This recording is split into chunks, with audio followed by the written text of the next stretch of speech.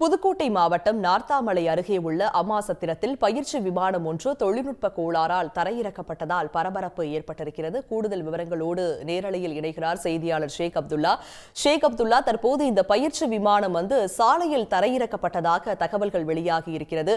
அந்த பகுதியில் எவ்வளவு நேரம் போக்குவரத்து பாதிக்கப்பட்டிருக்கிறது? போக்குவரத்து போலீசார் அங்கு வருகை தந்திருக்கிறார்களா? முழு விவரங்களை சொல்லுங்க. சேலத்திலிருந்து தனியார் பயிற்சி மையத்துக்கு சொந்தமான சிறிய ரக பயிற்சி விமானம் புதுக்கோட்டை மாவட்டம் நார்த்தாமலை வான்வெளி பகுதியில் வரும்பொழுது அந்த பயிற்சி விமானத்துடைய முன்பாகம் முழுமையாக சேதமடைந்திருக்கு. இதனை அறிந்த அந்த பயிற்சி விமானத்தை இயக்கி வந்த விமானி ராகுல் இதனை அறிந்து சாதுரியமாக செயல்பட்டு அந்த விமானத்தை சாலையிலேயே தரையிறக்கியிருக்காரு. குறிப்பாக திருச்சி காரைக்குடி தேசிய நெடுஞ்சாலையில் தான் இந்த விமானத்தை தரையிறக்கியிருக்காங்க. குறிப்பாக அம்மாச்சத்திரம் என்ற கிராமத்தில் தான் தரையிறக்காங்க. விமானம் தரையிறங்கிய உடனே இந்த பகுதியைச் சேர்ந்த நூற்றுக்கணக்கானோர் இந்த பகுதிக்கு குவிந்து உடனடியாக சாலையில் இருந்த விமானத்தை தள்ளி சென்று சாலை ஓரத்தில் நிறுத்தி இந்த போக்குவரத்தை சரி பண்ணியிருக்காங்க. தற்போது இந்த பகுதியை சேர்ந்த ஏராளமானோர் இங்கே இருக்காங்க. அவங்க விமானம் தரையிறக்கிறதே பார்த்துருக்காங்க. அவங்கள்ட்ட கேட்கலாம், என்ன நடந்துச்சுங்க சார்?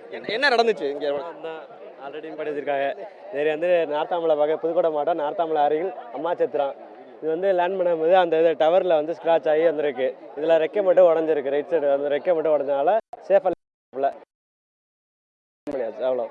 எவ்வளவு நேரமா இந்த பகுதியில் விமானம் நிற்கிது? இங்கே போக்குவரத்துலாம் பாதிக்கப்பட்டுச்சு. இப்போ ஒரு மணி நேரமாக இருக்குது. 1 மணி நேரமாக இருக்குது. 1 மணி நேரம் 3/4 மணி நேரம் ஆகும். ஆனால் இப்போ தான் டிராஃபிக் ஓவர் ஆகிடுது. அது கொஞ்சம் கிளீன் பண்ணாக்க கொஞ்சம் நல்லா இருக்கும். நீங்கள் இருந்தீங்களா அந்த விமானம் தரையிறக்கும் போது? நீங்கள் இருந்தீங்களா? இது என்ன நடந்துச்சு? எவ்வளோ நேரமாக அந்த விமானம் இங்கே நிற்கிது? என்ன பிரச்சனைன்னு சொல்கிறாங்க? நான் இப்போ தாங்க வந்தேன். இது தெரியாது. ஃப்ளைட்டு இறங்கிருச்சு, நார்த்தாமலை ஃப்ளைட்டுனாங்க. அதனால நாங்கள் வந்தோம் பார்க்குறதுக்காக.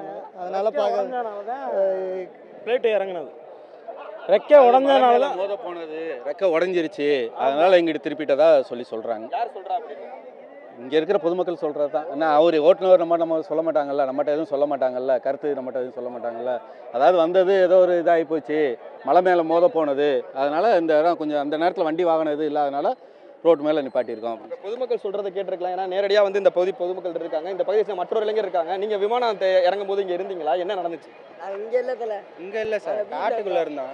மாடு மேய்ச்சி இருக்கும்போது அந்த சைடு ஃப்ளைட் ரவுண்ட்ஸ் இருக்கும்போது சவுண்டு அதிகமாக கேட்டுச்சு.